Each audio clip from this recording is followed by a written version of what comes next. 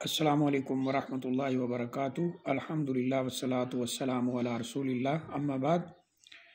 نبی اکرم صلی اللہ علیہ وآلہ وسلم سے روزہ افطار کرنے کی جو صحیح دعا صحیح سند کے ساتھ منقول ہے، اسے امام ابو داؤد رحمہ اللہ تعالیٰ نے اپنی کتاب سنن ابی داؤد کے اندر نقل کیا ہے۔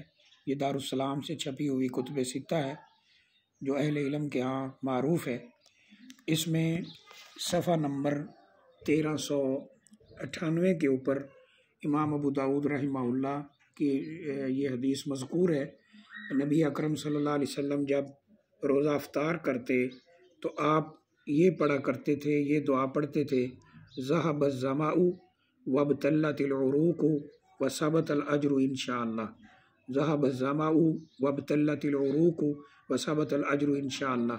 اس کا مطلب یہ ہے کہ اللہ تعالیٰ نے پیاس ختم کر دی، یعنی پیاس چلی گئی اور رگیں تار ہو گئیں اور اجر ثابت ہو گیا۔ جب آپ روزہ افطار کرتے تو یہ پڑھتے تھے۔ اس سے آگے جو دعا لکھی ہے جو عام لوگ پڑھتے ہیں، اللہم انی لک صمت وعلی رزقک افطرت، یہ صحیح سند کے ساتھ ثابت نہیں ہے۔ محققین نے، اس کتاب کے محققین، وہ شیخ البانی رحمہ اللہ ہوں یا شیخ زبیر علی زئی رحمہ اللہ ہوں، دیگر لوگ ہوں، انہوں نے یہ ثابت کیا ہے کہ یہ روایت جو ہے یہ درست نہیں۔ تو صحیح بات وہی ہے کہ پہلے والی دعا ذہب الظمأ وابتلت العروق وثبت الاجر انشاءاللہ یہ پڑھی جائے۔